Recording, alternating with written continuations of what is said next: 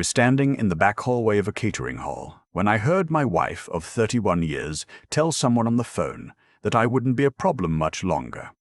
Not that she was leaving me, not that she wanted a divorce. That I wouldn't be a problem.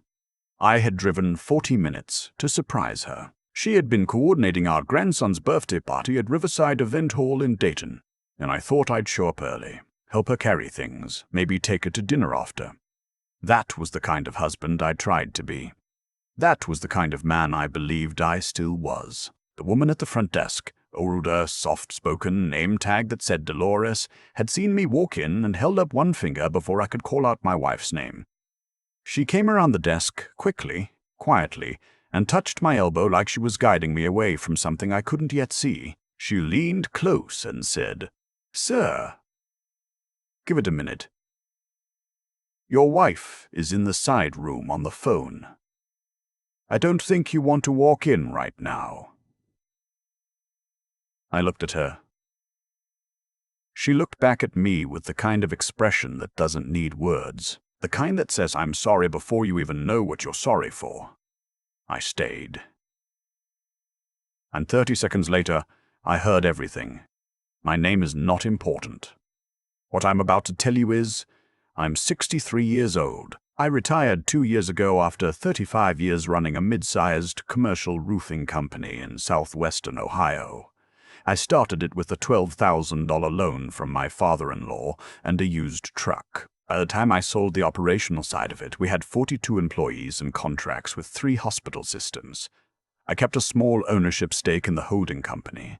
Passive income, nothing dramatic, but enough to matter. My wife and I met when I was 28 and she was 26. We were set up by a mutual friend at a 4th of July cookout.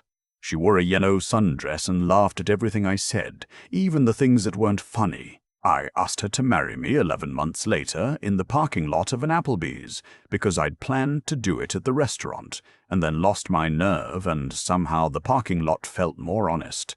She said yes before I finished the sentence. We raised 2 kids, buried her mother and my father, refinanced the house twice, went through a stretch in 2009 where I wasn't sure we'd make payroll and she went back to substitute teaching without me asking. We fought about money and in-laws and whose turn it was to call the plumber. We also slow danced in the kitchen on random Tuesday nights and drove to the lake every August and knew each other the way you only know someone after 3 decades of choosing them over and over again. Or so I thought.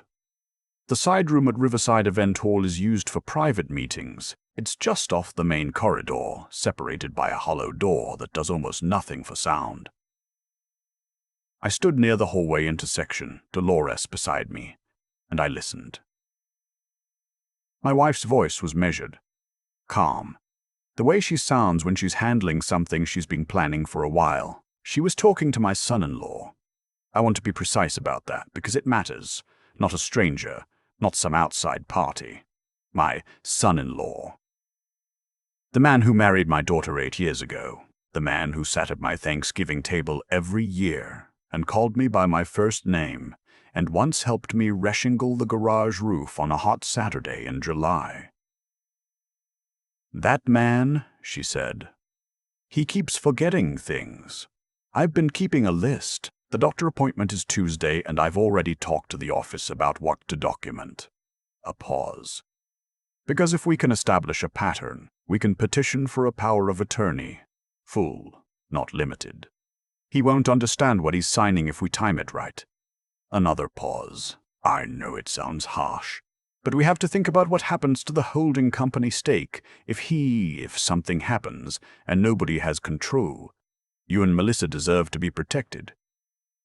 I stopped hearing individual words after that. It became noise, a kind of underwater sound, like when you're a kid and you go under at the pool and everything above you becomes muffled and far away, and you realize you're alone down there in a way you weren't before. Dolores put her hand on my arm again. I looked at her and she had tears in her eyes, which I found strange and also the kindest thing anyone had done for me in a long time. I didn't walk in. I walked out to the parking lot. I sat in my truck.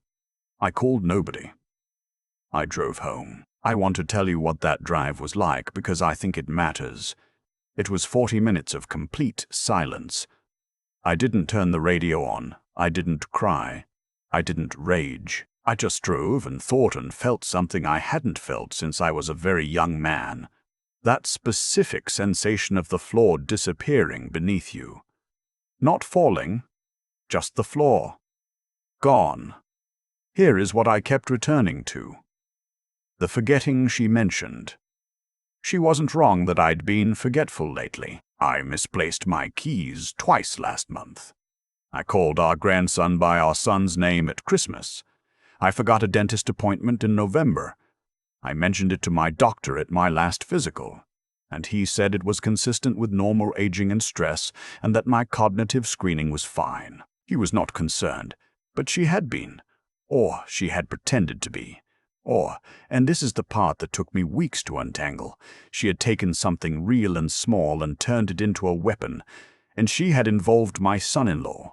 She had involved my daughter's husband, which meant she had either told my daughter or was keeping this from her too, and I didn't know which possibility was worse. I pulled into my driveway and sat there for a moment.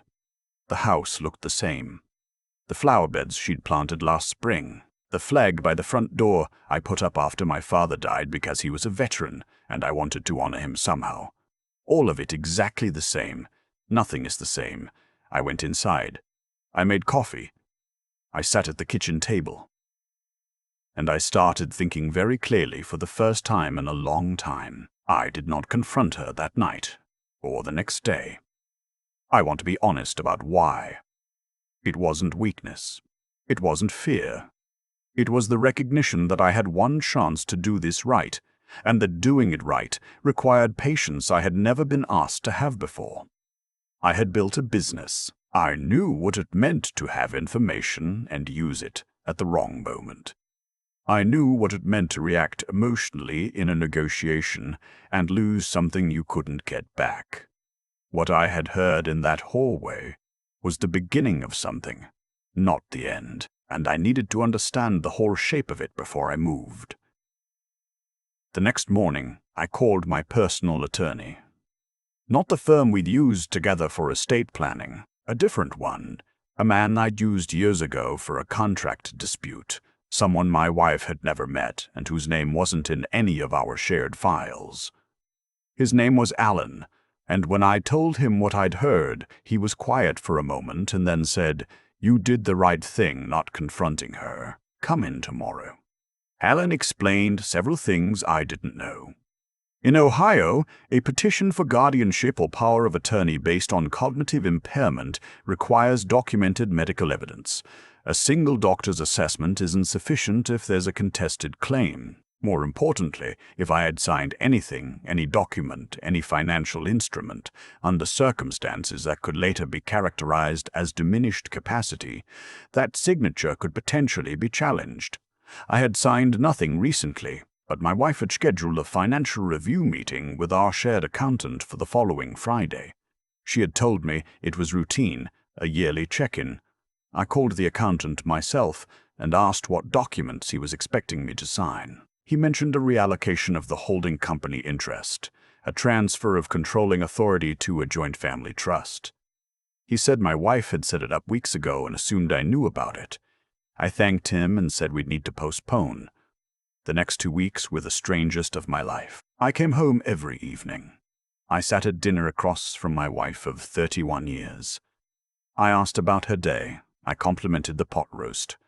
I watched the news beside her and went to bed at the same time and said goodnight and lay in the dark next to someone I no longer recognized. She didn't know I'd been to see Alan 3 more times. She didn't know I'd contacted a forensic accountant to review the holding company documents. She didn't know I'd spoken to my daughter. That conversation, the one with my daughter, was the hardest thing I did in those 2 weeks. Harder than the attorney meetings. Harder than the sleepless nights. I called her on a Tuesday afternoon when I knew my son-in-law was at work.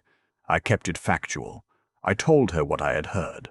I read her the exact phrases I had written down in the parking lot while they were still fresh. I told her I wasn't calling to ask her to choose sides. I told her I was calling because I needed to know if she had known. She was silent for a very long time. Then she said, "Dad, I didn't know all of it. He told me you'd been having memory issues and that Mom was worried. He said the financial stuff was just precautionary. I didn't know about the doctor thing, about the documentation." She started crying. I let her. "I'm so sorry," she said. "What are you going to do?" "I'm going to handle it," I said, "but I needed to know where you stood." She said she stood with me. I believed her. I still do. My grandson's birthday party was on a Saturday in April. Riverside Event Hall, the same place I'd been standing 3 weeks earlier when the floor disappeared. My wife had been planning it for months. Decorations, catered food, a cake in the shape of a dinosaur because he was turning 7, and dinosaurs were everything to him right now. She had invited both sides of the family, 40-something people in a room with balloon arches and a rented photo booth and juice boxes. I arrived with her. I helped carry things from the car. I smiled and shook hands and talked about the weather and the red spring training and whether the driveway really needed resurfacing this year. I was very pleasant. I was the husband she expected me to be. What she did not know was that Alan was sitting in his car in the parking lot. What she did not know was that my daughter knew what was coming. What she did not know was that I had a manila folder in the inner pocket of my jacket. My son-in-law arrived at 11 with my daughter and the grandkids. He hugged me the way he always did, that one-armed thing men do when they're not sure what you want from them. I looked at him for a moment, really looked at him, and then I said, "Hey, can you and I step outside for just a minute? Before things get going." He looked at my daughter. She looked away. We walked out to the side terrace. It was cool for April and quiet. He put his hands in his pockets and waited. I said I was at this building on the 14th. I heard the phone call. He went very still. "I'm not here to make a scene," I said. "I want you to understand that. I have a grandson who's about to turn 7, and a room full of people who don't need to carry this. So we're going to go back inside and watch that boy open his presents and eat his dinosaur cake. And then on Monday, you and my wife are each going to receive documents from my attorney." He started to say something. I held up one hand. Not aggressive, just finished. "I'm not angry at you," I said. And I meant it, mostly. I'm disappointed in ways I don't have the words for yet, but I'm not going to handle this in a parking lot. That's not who I am. I went back inside. The party was actually a good party. I want to say that because it's true and because I think the truth matters, even when it's inconvenient. My grandson ran around with cake on his face and showed me how a triceratops was different from a stegosaurus and made me hold every single one of his new toys and explain which one was my favorite. I told him, the dinosaur with the long neck. He told me it was called a brachiosaurus, and I was mispronouncing it. I let him correct me. I probably always will. My wife moved through the party the way she always does at events she's planned. Precise, gracious, keeping track of who needed a refill and whose kid was getting too close to the dessert table. She touched my arm twice, and both times I smiled back at her. She had no idea. My daughter stayed close to me most of the afternoon. At one point she found me standing alone by the windows, and she didn't say anything, just stood beside me and looked out at the parking lot. Her shoulder pressed against mine. We stayed like that for a moment. "Are you okay?" she asked. "I will be," I said. "Alan served the documents on Monday morning. I will not detail every legal element because, frankly, I don't fully understand all of it myself, and I won't pretend otherwise. What I can tell you is this. My attorney had prepared a formal response to the anticipated guardianship petition before it was even filed, documenting my cognitive screening results, my physician's written assessment, and the timeline of events I had logged beginning the day I stood in that hallway. He had also flagged the proposed holding company transfer as potentially voidable given the circumstances of its preparation. My wife called me at 10:15 that morning. I didn't answer. I texted back, "Please talk to your attorney." Mine will be in touch. She showed up at the house at noon. I was sitting on the back porch with a cup of coffee. She stood in the doorway and looked at me, and I could see her trying to find the version of me she expected to find. The one who forgets things. The one who might be confused. The one she'd been building a case around. I wasn't that man. I'm not sure I was ever that man. How long? She asked. Her voice was different than I'd heard it in a long time. The planning was gone out of it.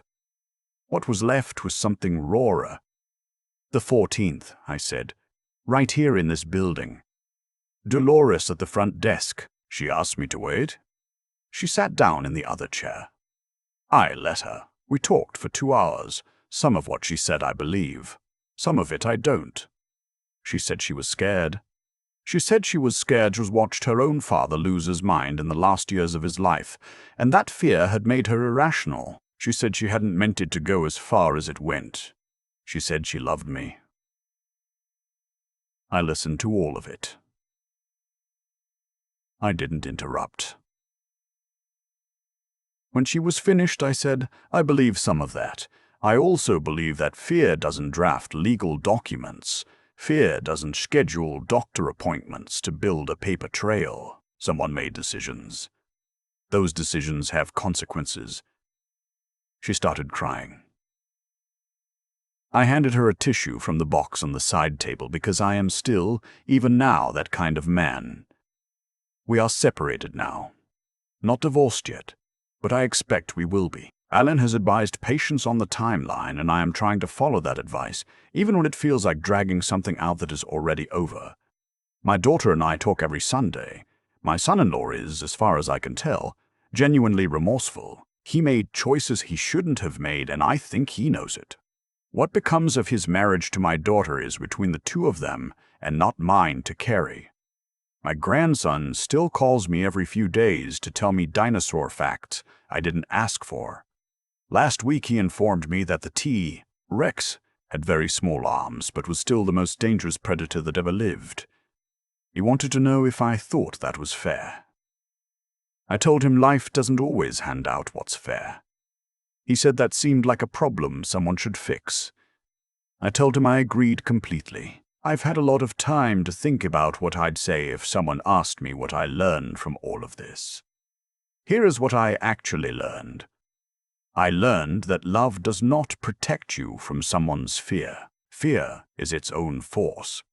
And when it gets tangled up with money and what people believe they're owed, it can move through a person you thought you knew and come out the other side as something you don't recognize at all. I learned that the flaw can disappear at 63 just as completely as it can at 23.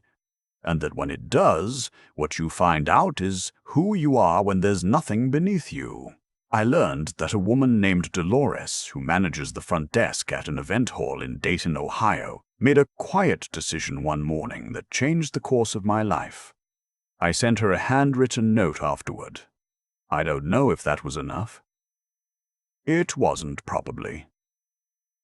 But it was what I had, and I learned, slowly and not without some resistance, that being calm when everything in you wants to rage is not the same as being passive. It is not the same as not caring. It is the hardest possible form of caring. It is choosing your future over your grief, over and over again, in real time, when it costs you something. I am 63 years old. I built something from almost nothing. I loved someone for 31 years. I still get the dinosaur facts. That has to be enough to start with.